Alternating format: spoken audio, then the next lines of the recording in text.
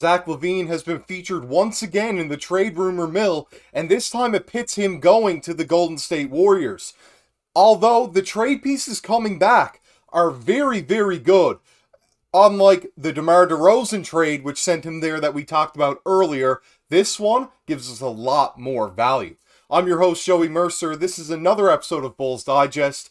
And before we get started there today, I just want to say that about 88% of you that watch these videos are not subscribed. So if you aren't already subscribed to the channel, make sure to go down below, hit the subscribe button, turn on the bell for notifications, and every time we upload, you'll be notified, and you can stay up to date with the team we all know and love here, the Chicago Bulls. So without further ado, let's get into the topic of today, and that is, of course, LaVine to the Warriors. So we've heard some rumblings in the past, but didn't really touch on too much of LaVine being traded to the Warriors. We talked about DeMar being traded there in a 3-team deal with the Detroit Pistons, but we haven't touched so much on Zach LaVine. We've talked about Caruso going to the Warriors, but still, no Zach LaVine. So that's what we're going to touch on this video, and the article that I found was on heavy.com and was very interesting to me, and I'm going to give my take on that here now as we start the article. It was titled Proposed Bulls Blockbuster Trade Lands $209 million Championship Duo. That's an interesting way to phrase it for sure. When you look about the length of contracts between two players, that could be a solid deal or it could be very bad. In this case, I think it's a gamble that we might want to take. The article starts out by saying the Chicago Bulls have shown they have the bones of a competitive team, though some problem areas still arise from time to time. They could be ripe for a big trade, though unlike coming into the season or even just a few weeks ago when all seemed lost, a trade adding talent to this roster could be a more palpable option than it initially seemed. On the other side, the Golden State Warriors are sitting 11th in the tough Western Conference. They too could be due for a roster makeover. So it happens a lot of the time with the Golden State Warriors. They always want to be a winning team. Ever since they started in that 2014-15 season when they won the championship there, they haven't wanted to go into a rebuild mode at all. They had that one season where they had a lot of injuries plague them, where they were really poor, but every other year they try to compete, regardless if they have the team or the tools to do so. And right now they're starting Brandon Podziemski, who has been solid, but I don't think he's quite a starting caliber player just yet in his young NBA career. Next thing we saw was just how drastic of a measure either team is willing to take is unclear still. But trade rumors surround both teams. That leaves open the possibility they come together on a deal that could reverberate across the entire league. So yeah, I mean, this could affect a lot of things. Both teams just on the outside looking in. The West is far tougher than the East this season, but nonetheless, both teams are just on the verge of making a play-in spot or making just a solid dent in the playoffs, and it seems like neither one of them wants to do a full rebuild right now, so maybe that's the direction they should be going in. Next thing we saw was the actual trade. So that is the Bulls get on the top there. Draymond Green and Andrew Wiggins. And the Warriors get Zach LaVine, Jevon Carter, and a 2028 first. I think the value is actually there. I think this makes a lot of sense. When you look at it, Wiggins is struggling this year, but he was an all-star not too long ago. Draymond Green, obviously a great facilitator, can't really score the ball, but he gets everything else done on the court for you. He's had a lot of issues on the court with technical fouls and such in the past, and is currently out after the punch, so to speak, to Jusuf Nurkic. I mean, that was just a full-on swing. But he's still a great basketball player, and if he can be level-headed and be with the Bulls system, I think that that would really help him stay in the league and perform at a top level as well. Giving up LaVine, of course, I mean, I've talked about it. We want to get value back for him because he is still a former two-time All-Star, a great scoring option, and considered a star in the Bulls organization.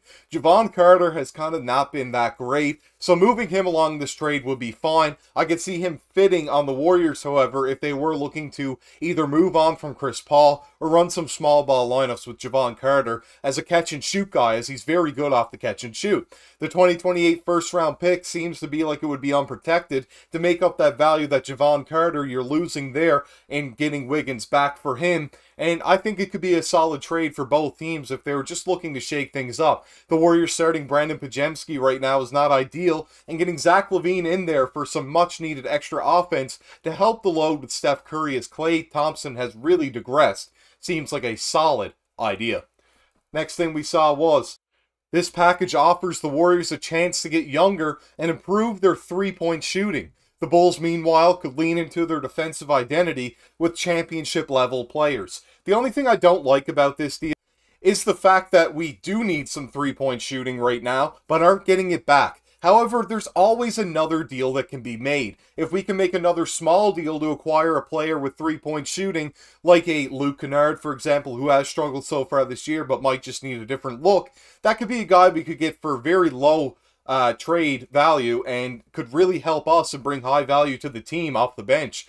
That's something we could do if we were to make this trade, of course.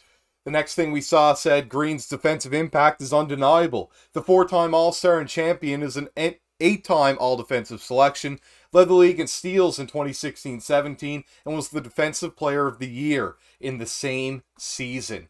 So yeah, obviously his resume speaks for itself. Draymond, he's never a guy that's going to put up a lot of points, but he is a guy that can get it done everywhere else for you, for sure. He's even had some solid three-point shooting seasons, which not a lot of people talk about. Around that same time, he won Depoy. Next thing said, but his offense has returned to an extent this season. Green is averaging 9.7 points, his highest mark since the 2017-18 season, while shooting a career best 42.9% from beyond the arc and 83.3% at the free throw line. The 33-year-old is currently serving a suspension for punching Phoenix Suns center Yusuf Nurkic on December 12th. He's expected to return in the first week of January per ESPN's Adrian Wojnarowski on December 25th. That is around the same time the Bulls could get LaVine back from his foot injury, per Chris Haynes of Bleacher Report on December 18th. So, nice to see there. The timeline really makes a lot of sense for both teams, having Zach LaVine come back from injury and Draymond back from suspension, and if you're going to swap the two players, could be new look, could be the right situation for both players. I like the idea behind that with how it's going for them in their careers right at the moment, and we could still get back a very solid player, albeit in a advanced age in Draymond Green. Next thing I wanted to see was, it was on NBA University tweeted out, interesting enough, saying the most clutch assists in the league. Kobe White, second in the entire league behind Halliburton at 14, and Draymond right there at 5th. So nice to see there that both are really good at getting assists in the clutch, and neither of them are in the most clutch turnovers in the league. So, yeah, I mean, that's great there to see that. Most assists, no turnovers in the clutch. So that is really important if you're looking for players down the stretch. Both of them obviously can perform to set up other guys in those situations. Next thing we read was Green is the first year of a 4-year, $100 million contract with a $27.7 million player option in the final season. Wiggins is in the first year of a 4-year, $109 million pact and has a $30.2 million player option. He has not performed this season as he had over the last 3 seasons, but a move to the bench over his past 6 appearances has seemed to help. He is still young enough to be a part of the Bulls' future and was key to the Warriors' championship run in 2022. I mean, Wiggins was so good in 21-22. I mean, the rebounding, the defensive prowess, the rim protection even in that fact was so good with his high vertical, and he was an important piece, and maybe he just needs a new situation, and that situation could definitely be the Chicago Bulls.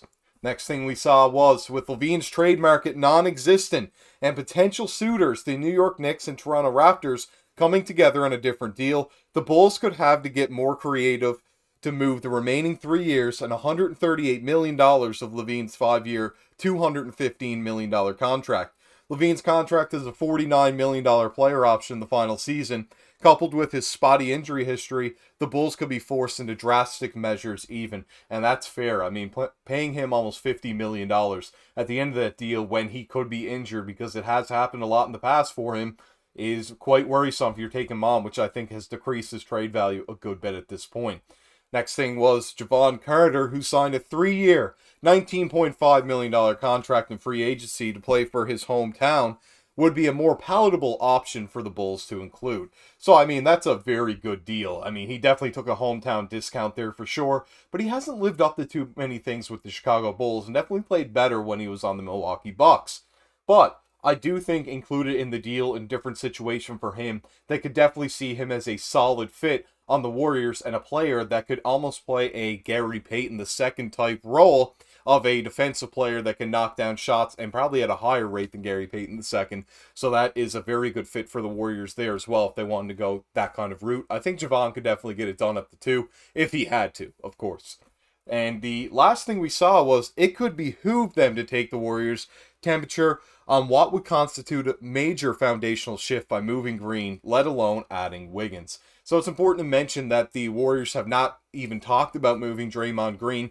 They've had him since he was drafted in 2012, and it's really important to mention that they haven't wanted to break up those 3 guys of Klay, Steph, and Draymond at any cost. They've moved everybody but in the years, and it seems very unlikely for those guys to be moved. But with all the issues that Draymond has on the court with technicals and such, I could see the Warriors front office wanting to be moved on from that sort of drama. And the play that Wiggins had as of late is not what they're looking for, so he could also be moved in this trade if they can get back a former All-Star in Zach LaVine. This has been your host, Joey Mercer. I hope you all enjoyed the episode there today. Make sure to go down and like and comment on the video. I'd love to hear from all you guys, of course. And make sure to sub to the channel, turn on the bell for notifications, and I'll see you all in the next one.